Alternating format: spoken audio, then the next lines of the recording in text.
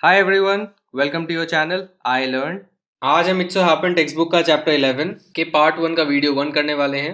अगर आपने हमारे चैनल को सब्सक्राइब नहीं किया है तो प्लीज़ सब्सक्राइब और हमें सपोर्ट करें। Also press it bell icon. तो ये जो चैप्टर है ये है ancient education system of India के बारे में, और इस चैप्टर में आपको इंडिया के एजुकेशन सिस्टम की हिस्ट्री के बारे में पता चलेगा। And in fact one of the reasons आप लैंग्वेज को इसलिए पढ़ते हो ताकि आपके पास नई नई नॉलेज का एक सोर्स ओपन हो जाए। सो फॉर एग्जांपल अगर आपको सिर्फ अभी हिंदी आती है तो आप सिर्फ हिंदी बुक्स पढ़ के आप नॉलेज गेन कर सकते हो, बट नाउ आपको अब इंग्लिश लैंग्वेज इतनी अच्छे से आती है तो आप इंग्लिश बुक पढ़ के आप डिफरेंट सब्जेक्ट्स को एक्सप्लोर कर सकते हो। सो ऑफ कोर्स आप साइंस, मैथ्स एटसेट्रा पढ़ते हैं स्कूल में, वो भी इंग्लिश लैंग्वेज में ही पढ़ते हैं, but you can read history, आप हिस्ट्री पढ़ सकते हो अलग अलग चीज़ों के बारे में। सो ये हमारा वन ऑफ द एडवांटेजेस हैं कि अगर आज हम इंग्लिश लैंग्वेज पढ़े तो वन ऑफ द एडवांटेजेस ये है कि अब हम बहुत सारे सोर्सेज ऑफ नॉलेज जो इंग्लिश में फॉर एग्जांपल अगर लिखे हुए हों तो हम उनको पढ़ सकते हैं। एंड ये टेक्स्ट बुक आपके लिए इसलिए भी दी गई थी कि आपको थोड़ा एडिशनल रीडिंग की आदत पड़े। And at the end last chapter जो ये है उसमें आपको एक हिस्टोरिकल एक्सर्प्ट है, इसमें आपको पता चलेगा कि हिस्ट्री में बहुत पुराने ज़माने में एजुकेशन सिस्टम कैसा था। इनफैक्ट अगर आपको और एक्सप्लोर करना है तो आपके पास बेस्ट ऑप्शन आज के ज़माने में ये है कि आप इंटरनेट पे जाएं और आर्टिकल्स पढ़ें। सो इससे आपकी रीडिंग भी इम्प्रूव होगी एंड आपका नॉलेज भी बढ़ेगा। सो चलिए इस चैप्टर को आप पढ़ते हैं, keeping this spirit in mind. Did you know that India has been the centre of learning since ancient times? How did we come to know about this? कि आपको पता है कि इंडिया सेंटर ऑफ लर्निंग रह चुका है। So centre of learning का क्या मतलब है? सेंटर ऑफ लर्निंग है ना, इट वाज अ मेन और इम्पॉर्टेंट हब, जिसे हम केंद्र कहते हैं। सो एक इम्पॉर्टेंट केंद्र था। फॉर एग्जाम्पल आज हम ऑक्सफोर्ड यूनिवर्सिटी के बारे में सुनते हैं, आज हम MIT के बारे में सुनते हैं, बट उस ज़माने में इंडिया का एजुकेशन सिस्टम के बारे में पूरी दुनिया चर्चा करती थी। सो हमारा जो भारत देश है वो एक केंद्र हुआ करता था लर्निंग का। How did we come to know about this? पर ये हमें पता कैसे चला? तो आज हम किस टाइम की बात करें, तो अगर हम एंशिएंट टाइम्स की बातें करें तो हम कब की बात कर रहे हैं? सो इट डिपेंड्स कि हमारा सिविलाइजेशन कितना पुराना है। सो नॉर्मली हम बात करते हैं as old as for example 2000 BCE। इस पर्टिकुलर एजुकेशन सिस्टम के बारे में जो भी आपको बताया गया that would be somewhere around let's say 300 to 500 BCE। तो इसका मतलब है हम बहुत पुरानी बातें कर रहे हैं। सो BCE का मतलब हो गया आज हम फॉर एग्जांपल 2021 में है, ये इसे हम कहते हैं 0 पॉइंट। इसके राइट में जो भी जहाँ पर अभी हम हैं that is called common era, and इससे पहले that is called before common era. So CE का मतलब है कॉमन एरा। नॉर्मली हम पहले AD और BC before Christ for example बोलते थे, बट थोड़ा वो रिलीजियस लगता था टर्म, बिकॉज ऐसा लगता था कि क्रिश्चियनिटी जो है सेंटर ऑफ एवरीथिंग है। तो इस चीज़ से अब हट के CE और BCE का इस्तेमाल किया जाता है। सो व्हेन आई से 300 या 2000 BCE, इसका मतलब इस पॉइंट से अगेन आप 2000 साल पीछे जाएंगे। सो आज से it would be somewhere around 4000 years. So it's a very very long time ago. And वहाँ के बारे में हमें कैसे पता चला फिर? There are inscriptions on stones and copper, palm leaf records, and are scriptures as evidences of the historic origins of learning in India. Today, we follow an education system in which learning takes place through syllabus, curricula, textbooks, and assessment practices. Have you ever thought what these were like in the past? So, हमें कैसे पता चला? Inscription से। सो आज हमारे पास जो available inscriptions है, inscriptions का मतलब क्या है? एनग्रेविंग्स, जिन्हें हम शिलालेख भी कहते हैं। शिला यानी पत्थर के ऊपर लिखी हुई चीज़ें, या एनग्रेविंग्स। इनफैक्ट इंस्क्रिप्शंस मेटल पे भी पाई गई हैं। स्टोन बहुत पॉपुलर है। इनफैक्ट 2000 BCE 3000 BCE जब इजिप्शियन सिविलाइजेशन भी था तब वो पिरामिड्स के ऊपर फॉर एग्जांपल उन पत्थरों पे एनग्रेविंग्स करके रखते हैं, जो आज हमें 4000 साल 5000 साल के बाद भी दिखते हैं। तो ये जो इंस्क्रिप्शन का मेथड है ये थ्रू आउट हिस्ट्री बहुत पॉपुलर रहा है। एंड वो engravings it could be on stone, it could be on metal जैसे कि कॉपर हो गया। इसके अलावा हमें पाम लीफ रिकॉर्ड्स भी मिले हैं। सो पाम लीफ रिकॉर्ड्स यानी पाम लीफ, पाम के जो पत्ते थे उसके ऊपर लिखी हुए जो भी स्क्रिप्चर्स हैं। सो इस तरह से जो फॉर एग्जांपल अगर आप पिक्चर में देख रहे हैं तो ये पाम लीफ है। इवन तो आपको दिखेगा नहीं, इट फील्स कि ये एक पेपर के जैसा है, बट इस पाम लीफ को एज अ पेपर इस्तेमाल किया जाता था और किसी भी प्रकार के इंक्स इस पे लिखाई की जाती थी। एंड ये आज भी प्रिजर्व्ड हमें मिले हैं। And our scriptures. स्क्रिप्चर्स का मतलब क्या है? स्क्रिप्चर्स का मतलब होता है शास्त्र। जो हमारी होली टेक्स्ट बुक्स हैं या सेक्रेड राइटिंग्स।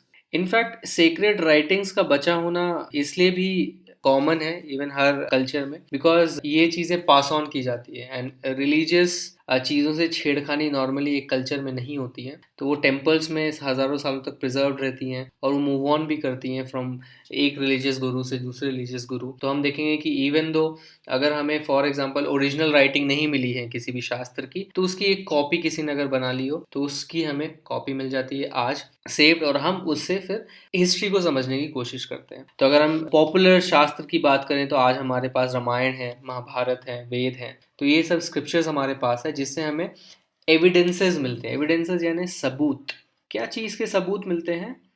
कि हमारी जो लर्निंग है इंडिया में उसकी हिस्टोरिक ऑरिजिन्स है। सो क्यों इन स्क्रिप्चर से हमें एविडेंस मिलता है? बिकॉज एक फॉर्मल एजुकेशन सिस्टम अगर नहीं होता तब इस तरह से लोग फॉर्मल तरीके से चीज़ें नहीं लिखते, और इनफैक्ट जो उनका कंटेंट है जो उन्होंने लिखा है वो भी पॉसिबल नहीं होता। सो फॉर एग्जांपल उस जमाने की पोएम्स हमें मिलती हैं, तो poem is a very creative form of writing, बहुत ही क्रिएटिव फॉर्म ऑफ राइटिंग है, और श्लोक मिलना या पोएम्स मिलना ये दर्शाता है कि जो हमारी लर्निंग है इंडिया में उसके हिस्टोरिक ओरिजिन्स है। आज जो हम एजुकेशन सिस्टम फॉलो करते हैं उसमें हमारी जो शिक्षा होती है वो कैसे होती है? एक सिलेबस के तौर पे होती है। सो हमारे पास एक फिक्स नंबर ऑफ सब्जेक्ट्स होते हैं। करिकुलर सिलेबस का मतलब है कि एक फिक्स नंबर ऑफ सब्जेक्ट्स होना, उसमें फिक्स नंबर ऑफ चैप्टर्स होना, और हर बच्चा एक ही चीज़ पढ़ेगा। टेक्स्ट बुक्स होती है हमारी फिक्स्ड, और एक असेसमेंट प्रैक्टिस होता है। सो असेसमेंट प्रैक्टिस यानी असेसमेंट करना यानी मूल्यांकन करना, मतलब मार्क्स देना। असेसमेंट करना यानी इवैल्यूएशन करना। सो हम इवैल्यूएट करते हैं, टीचर्स हमें इवैल्यूएट करती हैं, हमें मार्क्स देती हैं 100 में से, या ग्रेडिंग सिस्टम हो गया तो A, B, C एट्सेट्रा। तो ये जो असेसमेंट प्रैक्टिसेस हैं, क्या आप सोच सकते हैं कि उस ज़माने में क्या हुआ करता होगा? क्या इस तरह की असेसमेंट प्रैक्टिसेस होंगी? क्या इस तरह का सिलेबस हुआ करता होगा? तो ये चीज़ हम ये जानेंगे इस पर्टिकुलर चैप्टर में। In this feature story, we will give you glimpses of our ancient education system. So इस feature story में, इस विशेष कहानी में हम आपको झलकियाँ देंगे। Glimpses यानी झलकियाँ। क्या चीज़ की? हमारी ancient, पुरानी education system. Introduction. You must have heard or read that travelers from various regions having different climates and cultures began to visit parts of India from early times. To them, India was a land of wonder. The fame of Indian culture, wealth, religions, philosophies, art, architecture, as well as its educational practices, had spread far and wide. आपने सुना होगा या पढ़ा होगा, सो of course यहाँ पे इस चीज़ पे भी स्ट्रेस किया जा रहा है कि आप बच्चे अपने सिलेबस से आगे बढ़ के भी कुछ ना कुछ पढ़ते होंगे। तो ये भी आपके लिए लास्ट चैप्टर में एक हिंट है कि आपको एडिशनल पढ़ाई करनी स्टार्ट कर देनी चाहिए। एंड हम इस पर्टिकुलर चैप्टर के ज़रिए और भी जानेंगे कि कैसे एंशिएंट सिस्टम एजुकेशन सिस्टम था एंड क्यों हमें थोड़ा सा उनसे सीख भी लेना चाहिए। एनीवे, कंटिन्यू करते हैं। तो आपने या तो सुना होगा या पढ़ा होगा कि दूसरे रीजन से, जहाँ की क्लाइमेट, मौसम डिफरेंट है, कल्चर डिफरेंट है, वो जो ट्रैवलर्स थे वो डिफरेंट पार्ट्स ऑफ इंडिया को विजिट करते थे पुराने ज़माने में। एक्चुअली एक बहुत ही फेमस ट्रैवलर, इसका नाम इब्न बटूता है, अगर आपने सुना होगा उनका नाम। उन्होंने भी ट्रैवल किया था, एंड इसलिए इम्पॉर्टेंट है ये ट्रैवलर्स, इसलिए इम्पॉर्टेंट है क्योंकि ये इनसे कभी कभी हमें अनबायस्ड व्यू मिलता है। सो फॉर एग्जांपल, अगर आप आज चाइना जाएं और वहाँ के तौर तरीके देखें एंड आपने वहाँ का रहन सहन देखा, वहाँ का कल्चर देखा, लोग क्या खाते हैं, क्या पीते हैं, कैसे व्यवहार करते हैं, तो आप उसको अपने ब्लॉग में लिखेंगे। आजकल ब्लॉग लिखने का बहुत चलन है, तो आप अपने ट्रू अनबायस्ड एक्सपीरियंसेस लिखेंगे, क्योंकि आपका चाइना के प्रति कोई बायस नहीं है, आप इंडियन है। सो फॉर चाइना आपका कोई फेवरेटिज्म नहीं है। बट फॉर एग्जाम्पल, अगर चाइना का कल्चर के बारे में कोई अपना चाइनीज एक बंदा लिखेगा तो वो सब कुछ चाहेगा कि दुनिया को सब कुछ अच्छा सा पता चले हमारे बारे में, कोई भी खराब चीज़ें ना पता चले। ऐसा ज़रूरी नहीं कि सब लोग ऐसा लिखें, कुछ राइटर्स जो हैं ऑनेस्टली भी लिखते हैं, but it cannot be reliable. अगर किसी राजा ने कहा, अगर वो इंडिया में राज कर रहा है, उसने कहा कि हमारे बारे में कुछ लिखो, तो वो इन्फ्लुएंस करेगा कि सब कुछ अच्छा लिखा जाए। बट ये ट्रैवलर्स जो आते थे, इनके टाइम पे हमें पता चलता था कि एक्चुअल में स्थिति क्या थी, क्या प्रॉब्लम्स थी उस ज़माने की, क्या अच्छी बातें थी। तो इसलिए ये ट्रैवलर्स के जो भी उस ज़माने के जो ब्लॉग्स हुआ करते थे या राइटिंग्स हुआ करती थी, उनसे हमें बहुत कुछ पता चलता है। तो हमें ये पता चलता था कि उनके लिए, जो भी ट्रैवलर्स आते थे, उनके लिए इंडिया लैंड ऑफ वंडर था। तो उनको हमेशा अमेजिंग लगता था इंडिया, वो जहाँ से भी आते थे। इंडिया का जो फेम है जो पॉपुलैरिटी है उसके कल्चर की, उसके वेल्थ की, रिलीजन की, फिलोसफीज की, आर्ट एंड आर्किटेक्चर की, as well as educational practices has spread far and wide. वो फैल गया कहाँ, दूर दूर तक। सो इनफैक्ट हम लोग इतने ज़्यादा रिच भी थे कि एक ज़माने में, फॉर एग्जांपल, जब हम रोमन्स अराउंड 0 BC या 100 BC के अराउंड थे, सो उनसे जब हम ट्रेडिंग करते थे तो ऐसा माना जाता है कि 30% ऑफ वर्ल्ड का पूरा सोना हमारे पास था, क्योंकि हम इतना ज़्यादा सोने से ट्रेडिंग करते थे, बिकॉज रोमन्स के पास बहुत सोना था। तो वेल्थ हमारे पास बहुत थी, हमारे रिलीजन के जो प्रैक्टिसेस थे वो बहुत स्ट्रांग थे। इनफैक्ट हिंदू रिलीजन उस जमाने में जब वेद लिखी गई थी तो वो बहुत ज़्यादा पॉपुलर थे स्क्रिप्चर्स। इवन बुद्धिज्म बहुत पॉपुलर था, जैनिज्म बहुत पॉपुलर था, एंड इवन बुद्धिस्ट और Jain philosophies, even Hindu philosophies बहुत पॉपुलर थी। हमारा जो आर्ट था वो भी एक डिस्टिंग्विश्ड फॉर्म ऑफ आर्ट था। जो हमारा आर्किटेक्चर था, तो अगर आप टेम्पल आर्किटेक्चर देखोगे, तो अगर हम थोड़ा पुराने ज़माने में जाएं तो फॉर एग्जांपल खजुराहो के टेम्पल्स आप देखोगे, सन टेम्पल देखोगे। उससे भी पुराने अगर आप जाओगे तो कुछ 4th सेंचुरी AD के या CE के आपको टेम्पल्स दिखेंगे। तो हमारा जो टेम्पल आर्किटेक्चर था वो भी बहुत यूनिक था, और जो हमारे एजुकेशनल प्रैक्टिसेस थे वो भी दूर दूर तक फेमस थे। The education system of ancient times was regarded as a source for the knowledge, traditions and practices that guided and encouraged humanity। और खास बात क्या थी हमारे एजुकेशन सिस्टम की, कि उसे ऐसा माना जाता था कि वो सोर्स है नॉलेज का। So not only knowledge but traditions का।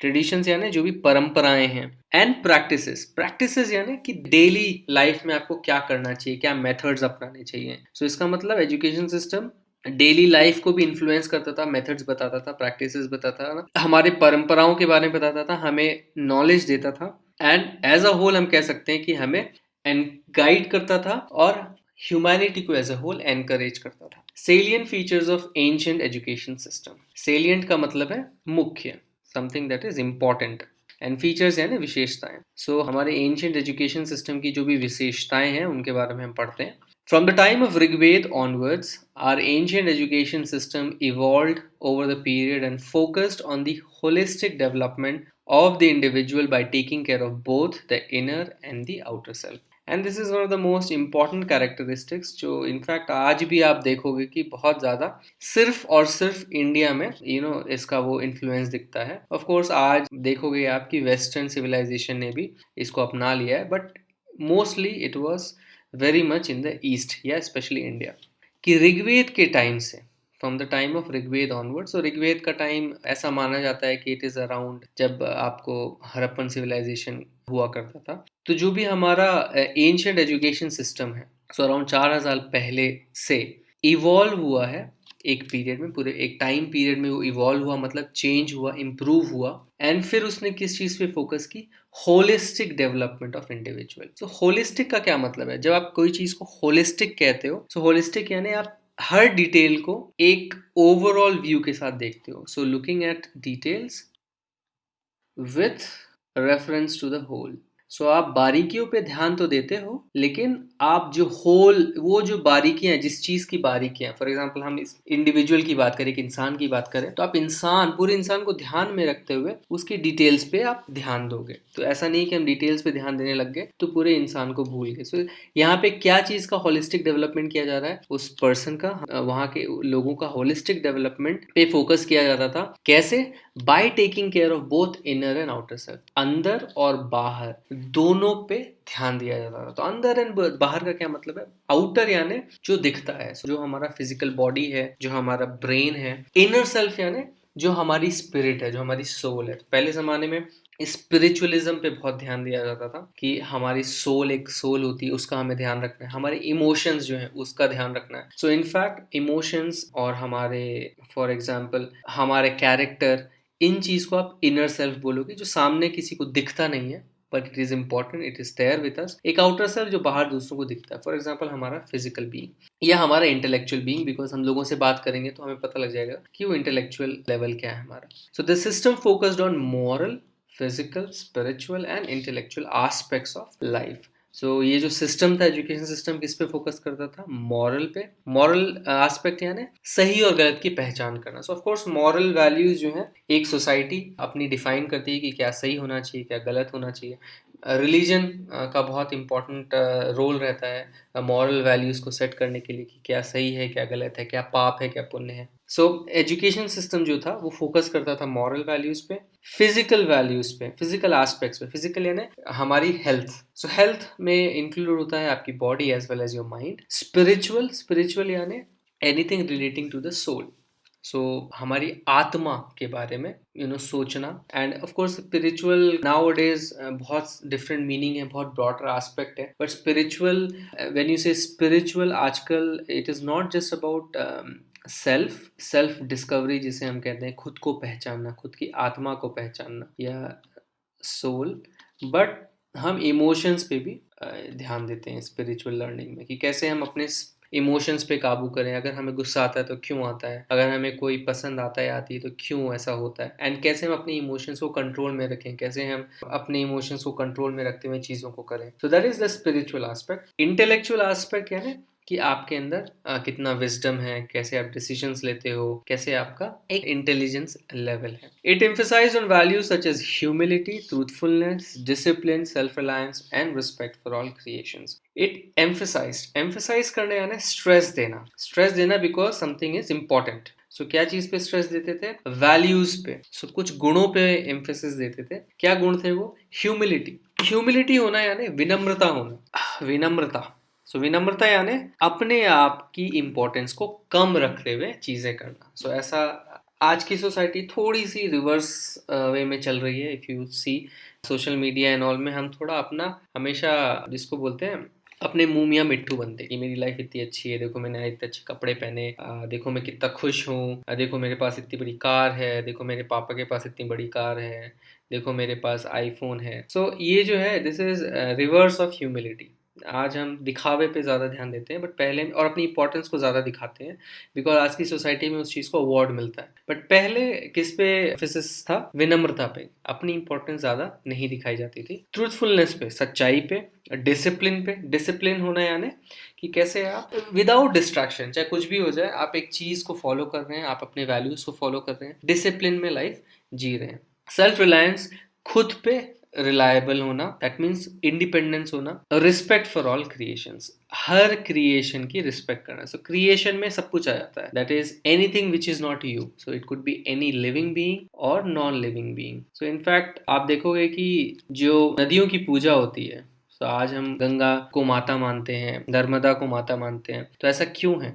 क्योंकि हम उनकी रिस्पेक्ट करते हैं। सो जो गंगा है वो हमारे लिए एक देवी है, जो नर्मदा है वो हमारे लिए एक देवी है, क्योंकि this is their way of saying. जो हमारे पूर्वज थे उनका उनके वे ऑफ सेइंग था कि हमें इनकी रिस्पेक्ट करनी है। एंड क्यों करनी है आज हमें पता है कि हमने इतना गंदा कर दिया नदियों को, आज उसका भुगतान हमें ही भुगतना पड़ रहा है। So respect of all creations, humility, truthfulness, discipline and self reliance, ये जो है बेसिक वैल्यूज थे जिन पे वो एम्फेसाइज करते थे। Students were taught to appreciate the balance between human beings and nature. और स्टूडेंट्स को क्या सिखाया जाता था? कि वो अप्रिशिएट करें। अप्रिशिएट करना यानी कि इस चीज को मानना एंड उस चीज की रिस्पेक्ट करना, तारीफ करना। Appreciate, when you appreciate something, इसका मतलब ये नहीं कि हाँ हाँ बढ़िया है, हाँ हाँ बढ़िया तो है, बट ऑफ कोर्स उस डायरेक्शन में काम करना कि आप उस चीज को एज इट इज रखें। सो किस चीज को अप्रिशिएट करते थे वो? ह्यूमन बीइंग्स और नेचर के बीच में बैलेंस को, कि कैसे एक बैलेंस है इंसानों के बीच में और नेचर के बीच में, इस बैलेंस को बिगड़ने नहीं देना है। Teaching and learning follow the tenets of Vedas and Upanishads. So जो टीचिंग और लर्निंग होती थी, सिखाना या सीखना, वो किसके टेनेट्स को फॉलो करते थे? टेनेट्स यानी प्रिंसिपल्स। किसके प्रिंसिपल्स को फॉलो करते थे? वेद के और उपनिषद के। Fulfilling duties towards self, family and society, thus encompassing all aspects of life. So इसका मतलब टीचिंग और लर्निंग किन एस्पेक्ट्स को ध्यान देते थे? जो भी ड्यूटीज हैं उनको निभाना है खुद के प्रति, दैट इज यू। आप खुद के प्रति आपकी कुछ ड्यूटीज हैं। कैसी ड्यूटीज हैं? फॉर एग्जाम्पल, आपको अपनी हेल्थ पे ध्यान देना है, आपको रेगुलर एक्सरसाइज करना है, आपको अपनी हाइजीन पे ध्यान देना है, आपको अपनी एजुकेशन पे ध्यान देना है, नॉलेज पे ध्यान देना है, आपको अपने इमोशंस पे ध्यान देना है। तो that is duties towards your self. Family, आपके फैमिली के प्रति आपकी जो ड्यूटीज़ हैं, आपके पापा के प्रति, मम्मी के प्रति, आपके बच्चों के प्रति इन फ्यूचर, आपके भाई बहनों के प्रति एट्सेट्रा, और सोसाइटी के प्रति। सो वहीं तक लिमिट नहीं होता था, अब आपको सोसाइटी के लिए भी कुछ करना है। तो आज आप स्कूल में पढ़ रहे हैं, क्यों पढ़ रहे हैं? ताकि आप आगे जाके इस सोसाइटी के लिए कुछ करें। तो अब आपको चूज़ करना है कि आप सोसाइटी का मतलब आप कितने बड़े एरिया को आप फोकस करना चाहते हैं। आप अपने विलेज पे फोकस करना चाहते हैं, आप अपने डिस्ट्रिक्ट पे फोकस करना चाहते हैं, अपने स्टेट पे फोकस करना चाहते हैं, आप इंडिया पे फोकस करना चाहते हैं, या आप इस प्लानेट अर्थ पे फोकस करना चाहते हैं। तो आप देखोगे कि हर एक लेवल पे फेमस लोग होते हैं। आपके विलेज में कोई फेमस पर्सन होगा बिकॉज वो सोसाइटी के लिए कुछ कर रहा है। इंडिया लेवल पे फेमस लोग हैं, वर्ल्ड लेवल पे फेमस लोग हैं। सो इट्स बिकॉज वो एक ड्यूटी फुलफिल कर रहे हैं टुवर्ड्स सोसाइटी। एंड इस तरह से ये एनकम्पस करता है। एनकम्पस का यानी कंप्लीटली घेरता है सारे एस्पेक्ट्स, सारे important parts of life को। Education system focused both on learning and physical development. So education system किस पे फोकस करता था? लर्निंग पे भी, सीखने पे भी, और फिजिकल डेवलपमेंट पे भी। तो आपका शारीरिक विकास है उस पे भी वो ध्यान देते थे। In other words the emphasis was on healthy mind and healthy body. और अगर हम दूसरे शब्दों में कहें तो जो एम्फेसिस था, जो स्ट्रेस था, वो किस पे था? हेल्दी माइंड और हेल्दी बॉडी में था। You can see that education in India has a heritage of being pragmatic, achievable and complementary to life. तो आप देख सकते हैं कि जो एजुकेशन था इंडिया में, it has a heritage. Heritage होना यानी inheritance, जो हमें पूर्वजों से मिला है, जो पास ऑन हुआ है हमारे दादा से, पापा से हमें। So that is called heritage, जो हमें अपने पूर्वजों से मिला है। क्या मिला है? कि हम pragmatic हैं। pragmatic यानी प्रैक्टिकल होना। किताबी कीड़े या थ्योरेटिकल सिर्फ नहीं होना, हम प्रैक्टिकल हैं। कैसे एजुकेशन को यूज करें प्रैक्टिकल लाइफ में, इस पे हम ध्यान देते हैं।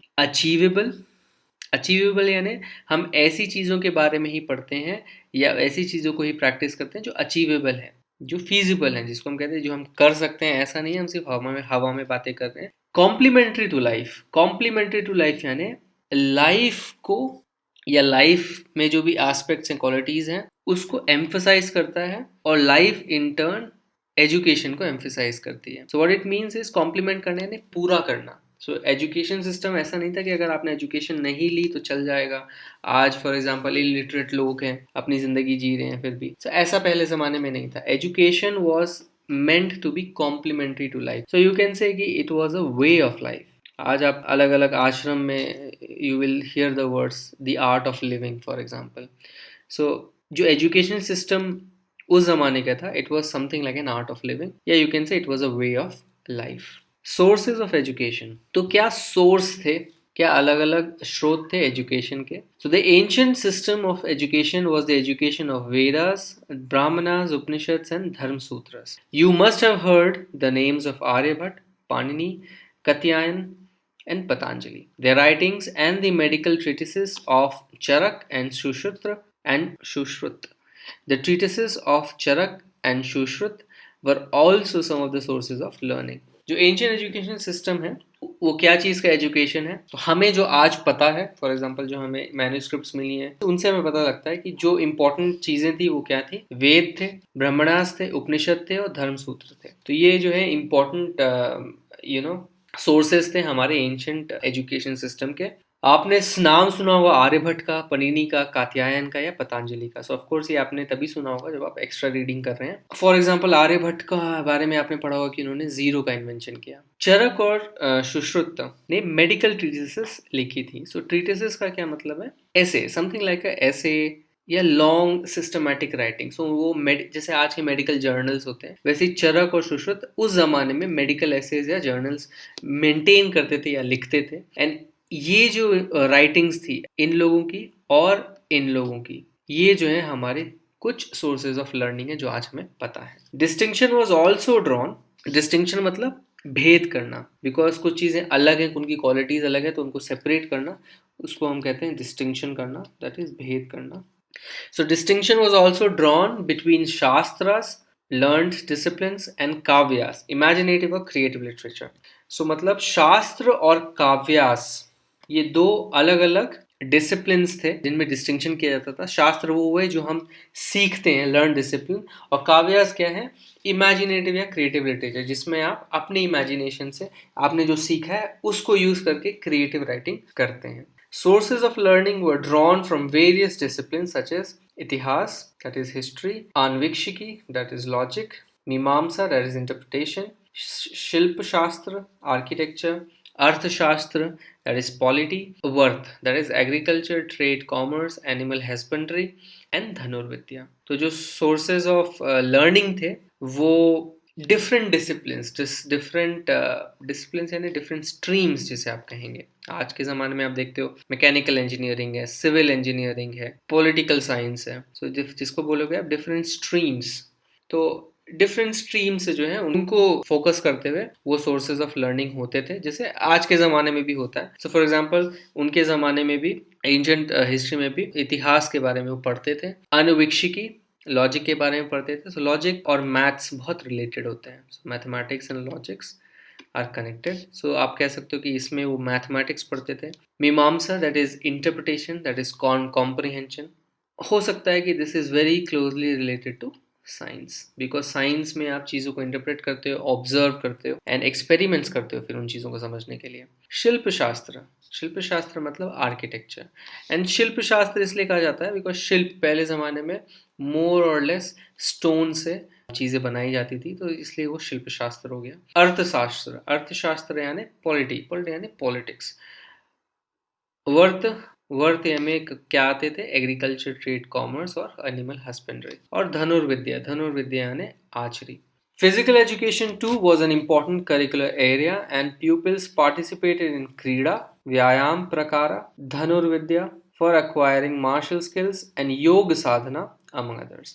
तो फिजिकल एजुकेशन भी इम्पोर्टेंट करिकुलर एरिया था. सो आज के ज़माने में आप देखोगे कि फिजिकल एजुकेशन को एक्स्ट्रा करिकुलर कहा जाता है, योगा को एक्स्ट्रा करिकुलर कहा जाता है, गेम्स को एक्स्ट्रा करिकुलर कहा जाता है. बट उस ज़माने में it was an important curricular area. Curricular यानी it was part of syllabus, मतलब इसके बेसिस पे भी आपका मूल्यांकन होता था. एंड उसमें क्या करते थे? जो भी प्यूपिल्स थे, प्यूपिल्स यानी जो भी स्टूडेंट्स थे, वो क्रीड़ा में भाग लेते थे. क्रीड़ा में क्या आता है? Games, recreational activities. Recreational activities का मतलब है anything that is done for entertainment. So मनोरंजक जिसे हम कहते हैं. सो कुछ भी एंटरटेनमेंट के लिए किया जाए उसको आप रिक्रिएशनल कहते हैं. सो रिक्रिएशनल एक्टिविटीज यानी मूवीज जाना, थिएटर में जाना, नाटक में पार्ट लेना, गाना गाना. So anything that is part of मनोरंजन, दैट इज रिक्रिएशनल. व्यायाम प्रकारा, एक्सरसाइज करना. धनुर्विद्या, आर्चरी हम देख चुके हैं. For acquiring martial skills, martial skills पाने के लिए ये सब की जाती थी. मार्शल स्किल्स का यानी स्किल्स फॉर फाइटिंग,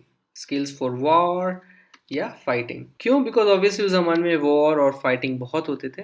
सो ये एक इम्पॉर्टेंट स्किल थी उस ज़माने के लिए. इनफैक्ट कभी कभी ऐसा भी होता था पुराने ज़माने में, जब पूरा का पूरा जो गांव है हथियार उठा लेता था, बिकॉज जो सैन्य बल है या जो भी स्ट्रेंथ है मिलिट्री की वो कम पड़ जाती थी. सो आपको ऑफ कोर्स अपनी फैमिली को बचाना है, तो आप क्या करोगे? आप हाथ में तलवार ले लोगे. सो इट इज़ इम्पॉर्टेंट कि आपको मार्शल स्किल आए.